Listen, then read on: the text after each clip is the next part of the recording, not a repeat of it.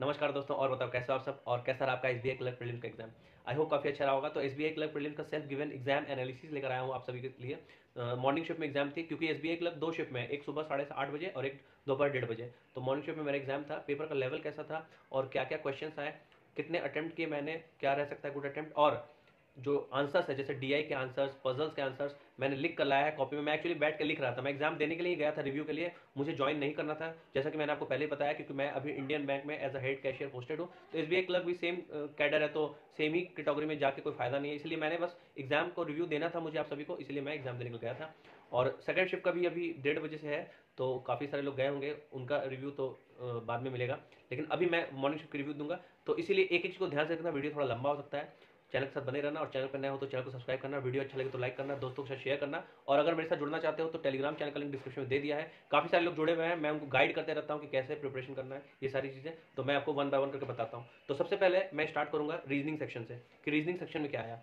तो सबसे पहले रीजनिंग सेक्शन में एक ब्लड रिलेशन का ये आया था, पजल आया था, 3 क्वेश्चन थे उसमें, और बहुत ही अच्छे क्वेश्चन थे।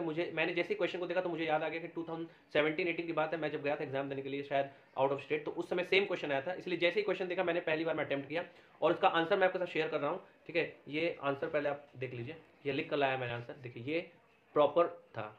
आप देख सकते हैं उसमें ब्लड रिलेशन था, 7 पर्सन थे, और उसका जो ये भी दिया हुआ था कि कौन किससे सीनियर है। तो F greater than C, C greater than A greater than G, G greater than D, D greater than E, और ई ग्रेटर देन बी। ये था पूरा आंसर। और इसके आंसर्स भी मुझे याद है, जैसे एक का आंसर था 62 ईयर्स, एक के आंसर थे एज हस्बैंड, और इसी तरह से आंसर था, आप मैच कर लेना। दूसरा एक पजल आया था, गेमिंग बेस्ड पजल थे, क्योंकि क्रिकेट का टूर्नामेंट हो रहा था, 16 गेम्स थे और लोगों के बीच में खेलना था। तो उसमें सेमीफाइनल और फाइनल में क्या आंसर आया था, ये मैं आपको दिखा दे रहा हूँ। यहाँ पे आप देख सकते हैं, ये देखिए, ये मैंने आंसर लिख लाया है। सेमीफाइनल जो था वो JKLM मैचेस थे, 9 और 1 ने खेला, 2 और 7, 3-11 और 12-13। सॉरी, क्वार्टर फाइनल मैचेस जो है वो JKLM के बीच हुआ। JKLM मैचेस में 9-1-2-7, 3-11 और 12-13 थे, जैसा कि आप देख सकते हैं। सेमीफाइनल मैचेस 1-2-11-13 के बीच हुआ था, और फाइनल मैचेस 1 और 2 के बीच हुआ था, फाइनल मैच, और विनर था 2। तो आई होप आपने ये आंसर बनाया होगा। उसके बाद एक और पजल थी, जिसमें 16 लोग थे, 8 बैठे हुए थे ऊपर और 8 नीचे। ऊपर जो बैठे हुए थे, और जैसे डबल पैरेलल 2 लाइन थे, ठीक है, जैसे पैरेलल लाइन वाली जो पजल हम बनाते हैं, उसमें ऊपर 8 लोग बैठे हुए थे, नीचे 8 लोग बैठे हुए थे। लेकिन ऊपर में जो बैठे हुए थे वो भी नॉर्थ और साउथ फेस कर रहे थे, और नीचे जो बैठे हुए थे वो भी नॉर्थ और साउथ फेस कर रहे थे।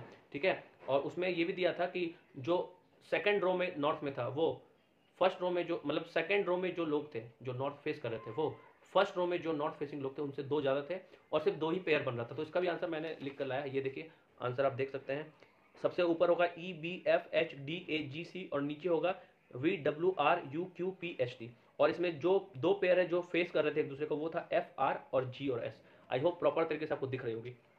तो यही सब बैठ के मैं लिख रहा था, इसलिए मेरे अटेम्प्ट भी ज़्यादा हुए नहीं, और मैं खास कुछ अटेम्प्ट करने के लिए गया भी नहीं था, मैं बस रिव्यू देना था आप सभी को, इसीलिए मैंने लिख के ले आया। उसके बाद ये एक पजल था, 7 पर्सन थे, और वो लोग अलग अलग सिटी विजिट कर रहे थे। 3 सिटी थी, पुणे, क्या क्या था, एक सेकंड देखता हूँ, हाँ, पुणे, चंडीगढ़, और एक शायद गुजरात या गोवा थी। उसमें 7 लोग थे, मैक्सिमम 3 लोग विजिट कर सकते थे, मिनिमम 2 लोग, और डिफरेंट कलर था। ये एक पजल था। तो इस तरह से 3-4 पजल हो गए। उसके बाद ब्लड रिलेशन वाला पजल भी हो गया। उसके बाद कोडेड डायरेक्शन था, 3 से 4 क्वेश्चन उसके थे। कोडेड सिलोगिज्म भी थे, 3 से 4 क्वेश्चन ऐसे करके दिया हुआ था कि A% बी मतलब only a few A is B, A+B मतलब ऑल बी इज ए, इस तरह से क्वेश्चन थे, और उसके अकॉर्डिंग आपको आंसर बनाना था। ठीक है, उसके बाद एक कोडेड डायरेक्शन भी पूछा गया था, 3 से 4 कोडिंग डिकोडिंग भी पूछी गई थी, 3 से 4 क्वेश्चन, और एक इनपुट आउटपुट पूछा गया था, 3 से 4 क्वेश्चन।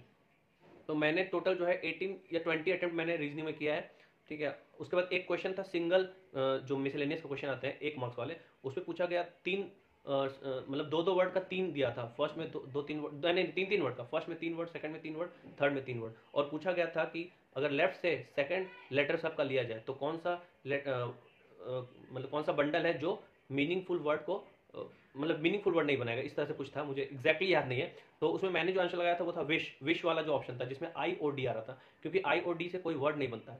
तो ये आंसर मैंने लगाया। तो रीजनिंग का ये पूरा एनालिसिस मैंने आपको दिया, और कुछ डेटा सफिशिएंसी के भी क्वेश्चन थे। उसके बाद अब आते हैं क्वांट में। तो क्वांट में 3 से 4 DI थी, 4 DI थी एक्चुअली। एक लाइन ग्राफ का DI था, जिसमें 5 क्वेश्चन था। ठीक है, उसमें ऐसे दिया था कि 2 लाइन थी, एक था ईयर 2010 और एक था 2015। उसमें मेल और फीमेल लोग विजिट कर रहे थे कहीं पे। ठीक है, तो उसमें 2 का answer can not be determined आ रहा था, क्योंकि एक में मेल और फीमेल का वैल्यू और दूसरे में मेल और फीमेल का वैल्यू दिया हुआ था, मतलब टोटल वैल्यू दिया हुआ था, एग्जैक्ट निकल नहीं रहा था, तो वो कैन नॉट बी डिटरमाइंड, एक का आंसर होगा उसका। एक और उसी डीआई में कैन नॉट बी डिटरमाइंड होगा, क्योंकि उसमें क्या था ना कि डिफरेंस पूछा गया था कि जितने भी रिटायर्ड लोग हैं उनका जो डिफरेंस है वो वर्किंग लोग के डिफरेंस के बराबर है। लेकिन उसमें ये पूछ दिया था कि ए में कितने, वैसे मतलब ए में जो मेल है वो कितने हैं, और जबकि आंसर जो हमारा निकल रहा था वो 8 और 4 निकल तो रहा था, लेकिन पता नहीं चल रहा था कि मेल कौन है और फीमेल कौन है। तो इस डीआई में दो क्वेश्चन के answer can not be determined होंगे, ठीक है। उसके बाद मिसिंग टेबुलर डीआई थी। अच्छा, एक चीज़ मैं बोलना भूल गया कि आपने कितने अटेम्प्ट किए मुझे कमेंट सेक्शन में जरूर बताना, ताकि मुझे पता चलो कौन से स्टेट से आपने अप्लाई किया है। ये सारी चीज़ें मुझे आप कमेंट सेक्शन में बताना, ठीक है। उसके बाद एक मिसिंग टेबुलर डीआई थी, जिसमें दो कॉलेज दिए हुए, मतलब स्ट्रीम दिया हुआ था, एग्जैक्ट मुझे याद नहीं है क्या थीम था, लेकिन मैं बता रहा हूँ आपको कि एक्स और वाई दो स्ट्रीम था, ठीक है। उसमें नंबर ऑफ स्टूडेंट जो थे A B C D university में वो दिए हुए थे, जिसका आंसर मैंने मतलब डेटा पूरा मैंने लिख के रखा है, आप मिला लीजिए। ये देखिए ये डेटा था, X plus Y total value, X की जो वैल्यू थी और वाई की वैल्यू, ये था पूरा डेटा। आप मुझे बताना कमेंट में कि आपका भी ऐसा आया था या नहीं, ठीक है। उसके बाद एक पाई चार्ट वाला डीआई था, उसका भी थीम मुझे एग्जैक्ट याद नहीं है, लेकिन जो आंसर है मैं लिख कर लाया था, इसीलिए ये देखिए वो पाई चार्ट वाला आंसर जो है ये आप देख सकते हैं, ये पाई चार्ट वाला आंसर है, इसको टेबुलर फॉर्म में मैंने सजाया है। उसके बाद एक तो 3 डीआई मैंने बताया आपको, लाइन ग्राफ वाले डीआई जिसमें 5 क्वेश्चन थे।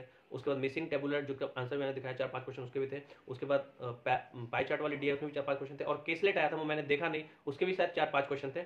उसके बाद इनइक्वालिटी था, तो वो कुछ इस तरह से दिया था, जैसे प्रीलिम्स हम लोग बनाते हैं तो क्या होता है कि दो इनइक्वालिटी होता है एक्स और वाई, उसमें क्या था ना कि 3 इनइक्वालिटी दी हुई थी, 3 क्वेश्चन बोल सकते हैं। ऊपर में एक्स वाला दिया हुआ था, सेकंड में वाई वाला, और थर्ड वाले में दिया हुआ था, मतलब ए में एक्स वाला, बी में वाई वाला इनइक्वालिटी, और सी में पी के फॉर्म में इनइक्वालिटी था। और उसका 2 क्वेश्चन थे जिसका आंसर मैं आपको बता रहा हूँ। एक का आंसर जो था वो था 1.25, कैसे डिफरेंस निकालना था, डिफरेंस इसका निकालना था कि रूट्स ऑफ ए और रूट्स ऑफ सी का डिफरेंस शायद निकालना था, तो उसका आंसर 1.25 था, और एक का आंसर था ओनली 1। आप मुझे कमेंट सेक्शन में बताना कि आपका भी सेम आंसर था या नहीं।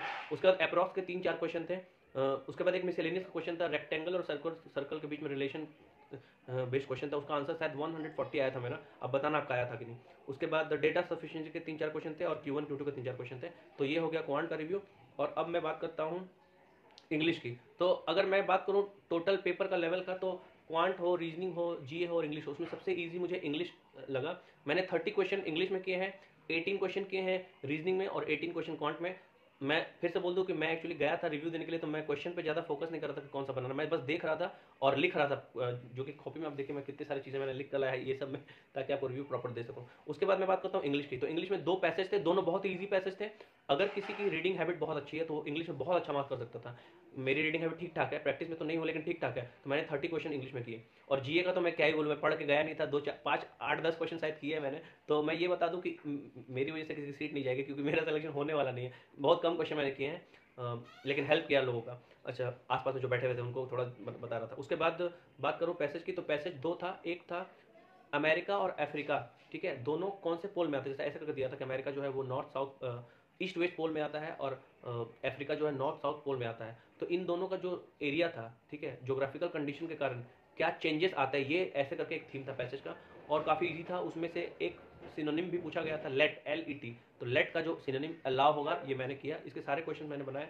क्वेश्चन थोड़ा घुमा के थे, ठीक है, जैसे कि पैसेज में जो आपने पढ़ा डायरेक्ट क्वेश्चन बहुत कम थे, घुमा घुमा के पूछा गया था, लेकिन अगर आप प्रॉपर समझ लेंगे पैसेज को तो बनाना क्वेश्चन कोई डिफिकल्ट नहीं था, आसानी से बना सकते थे। उसके बाद एक और डीआई था, पैराग्राफ बेस्ड था, मतलब 3 पैरा दिए हुए थे, पैरा 1, पैरा 2, पैरा 3। उसमें कुछ ऐसा दिया हुआ था कि क्लोथिंग जो है वो कैसे किसी भी इंसान के वर्क में इफेक्ट डालती है। लाइक अगर कोई डॉक्टर है, वो अगर लैब में है तो उस समय जो जैकेट वो पहनता है व्हाइट कलर का, हाँ एप्रॉन जिसको बोलते हैं, अगर वो पहने रहेगा तो उसका फोकस ज़्यादा होगा रेदर देन अगर वो कोई कैजुअल टी शर्ट या कैजुअल शर्ट पहनेगा, ठीक है। तो वहाँ पे बताया गया था कि अगर कोई भी इंसान प्रॉपर ड्रेस, प्रोफेशनल ड्रेस पहनता है तो उससे जो प्रोडक्टिविटी है वो ज़्यादा अच्छी होती है, ठीक है। उसके बाद लास्ट में ये भी बताया गया कि इसका कोई प्रूफ नहीं है, ये सेल्फ रिसर्च पे बेस्ड है, ऐसा करके एक डीआई था, पैसेज था।